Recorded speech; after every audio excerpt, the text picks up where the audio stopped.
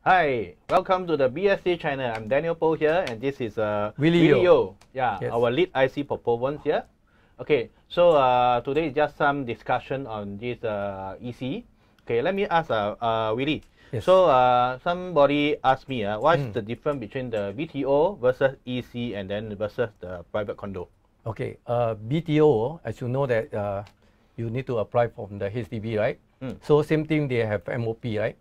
And EC also have MOP, right? 5 years. So, but the difference between a BTO and an EC, now we'll talk about this thing first. Okay, after MOP, BTO, who can you sell to? Singaporean and Yes. PR.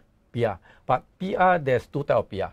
Oh. One is the new PR, one is the old PR. Oh, what is the new PR? Okay, new PR means that you just get your PR. Oh, Okay, once you get your PR, you are unable to buy a resale HDB unless 3 years later. Oh, because we got the 3-year bar period. Correct. So for BTO flat, after MOP, you only can sell to local and OPR. I put it okay. OPR. But for EC, it's different. After MOP, you can sell to PR, be it new or old, then also local. Okay, then we talk about EC versus private. A lot of people were saying that, hey, EC, you can't sell to foreigner unless 10 years later fully privatized, right? 5 years, you only can sell to local and PR. So it makes you different from EC and condo, right? For me, I don't see a difference because most of the EC is in OCR. Right? OCR. So a condo in OCR and an EC in OCR, to me, is the same because there's no foreigner will go and buy a OCR project. Yeah, because now the ABS is 30%. Yes. So I think likely foreigner will go to Orchard rather than buy EC. Correct. So, So it'll be the same. no Yeah. different. So to me, is you buy a EC, you buy a condo, is the same. Of course, there's the difference between EC and a private because the private, there's no EC criteria you need to follow. Okay, for private, you after 3 years you can sell. I mean, in fact, first year, second year, third year you can sell. Of course, you're subject to the seller stamp duty. About EC, there's a MOP. Once you fulfill the MOP, you can sell. Okay.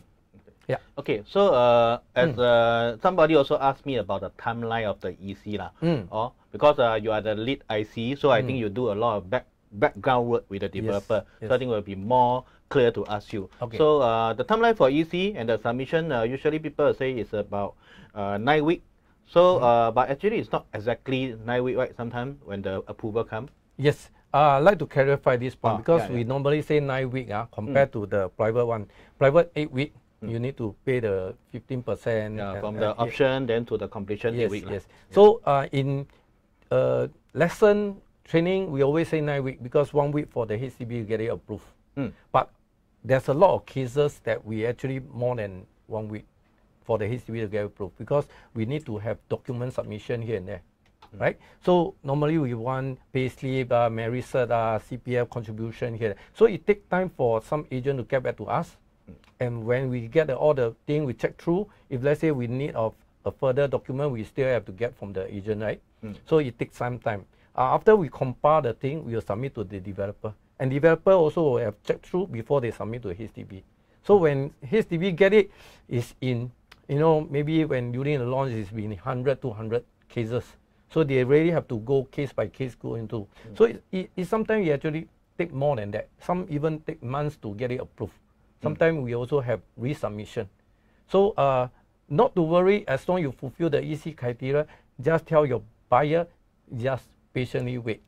Don't send email or call HDB direct because we have a lot of cases that people just call HDB direct. So as you know that these are all handled by developer. Any inquiry, any appeal, just come to us. Okay. So that means not necessary the approval will be 1 week later, then the completion 9 weeks. So what if the approval come after 9 weeks? Maybe they come on the 3rd month or 4th month. What will happen? It start after you approval come, then you actually start from there. The developer will send the SMP to your law firm.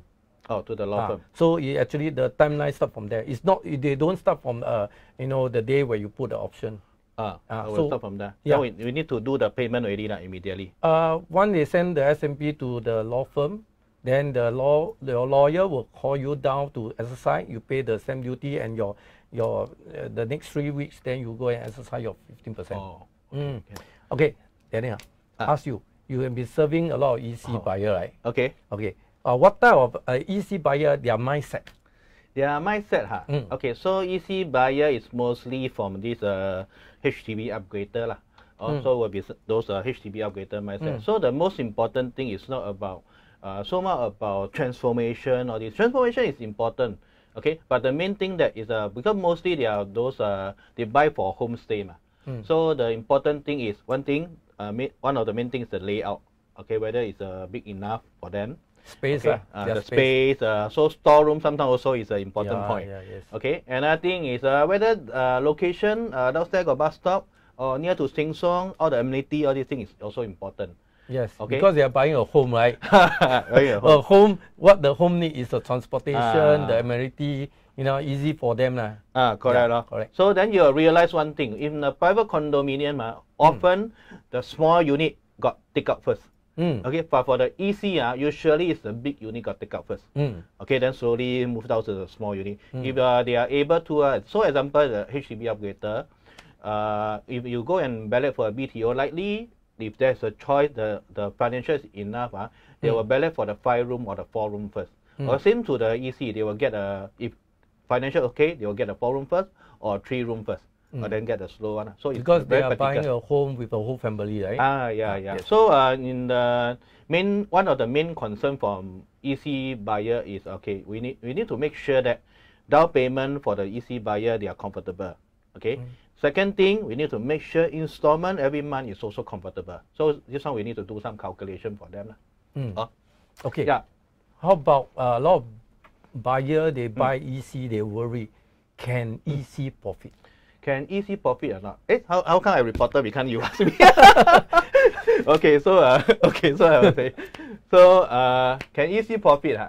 Okay, EC can so far according to all our statistics, mostly the EC all they have some profit. Example, Decoupling already how many 400 to 700 over K profit from last time to now. So one main thing why EC can profit because the quantum.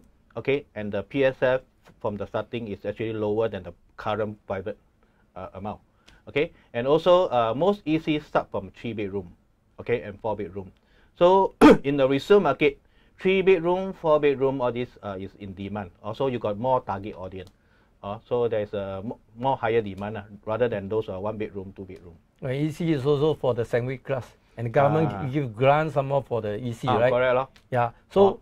In the history of EC, I don't see any EC project that actually lose money. So far, no. No. And I mean, of course, we cannot stop individual 1 or 2 that fall into the financial crisis. They actually sell at loss. That is individually. But if you talk about whole project itself, I don't see any project. The whole EC project sell at loss, right? Yeah. So we believe that EC really a very safe net for a upgrader or first timer to go in. Right. Then also I just come across lately that the view in Sengkang. Okay, there's a 4-bedroom transacted as 1,002 per square feet. And during the time when during launch, they actually bought about 800 900 per square feet. So they actually make about near to 400 per square feet. So the profit is about coming to 500K. So EC make money. Yeah, right? Correct. So one more thing is for EC, is it possible? People ask, is it possible to do decoupling or next time the profiling next time? Yeah. Okay, I answer. Yes, you answer. Come. Okay, can.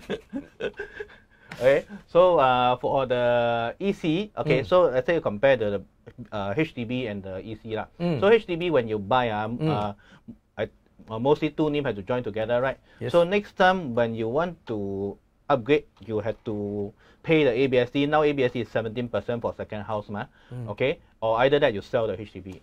But for the EC, it's also possible like the private, you can actually place it at 99.1%, okay? So when EC MOP building 3 year, okay, then after that MOP 5 year, total about 8 year. Okay, 8 years later you got a choice. Okay, either you sell away your EC, then you go and get 2 unit, or maybe you say, by the time I want to decoupling. Not decoupling. I want to go back to a HDB also can. I buy a big HDB and fully paid. Because the EC you earn already, ma. True. Okay. Or I want to have one more condominium. Can 99 you can, because EC you still can place 99 I sell away 1% to the 99%. So I get out and then I go and purchase another property. Okay, without with 0% of ABSD. And I also come across that SC SPR, right? Because EC can be SC SPR, right? PR. So you see, when come to EC, 99 we talk about 91. Okay. Actually, when 5 MOP after they fulfill their MOP, the PR hold on to the EC. PR hold to the EC. Okay. Then the SC free up, right? Decoupling, go and buy another property. Okay. Okay. Without paying ABSD. Correct. Correct. So it's easy for decoupling in EC because the quantum are lower compared to private. Private, the quantum are higher, right? So a lot of people come into EC planning of decoupling, right? Okay. This is one thing. So you must plan ahead for them. Buy in tenancy in common 99.1 or something like that. Correct. But okay, a lot of people ask, is 99.1 legal? 99 legal, tenancy in common, why not legal? So 99.1 been is there legal. all along. Okay, 99.1 is legal. Yeah. Okay. So okay, I think with that, okay, we just will end our talk today. So stay tuned. Next time in the future, we have more things coming up. Okay. Nice. Okay, see you. Yeah, see you.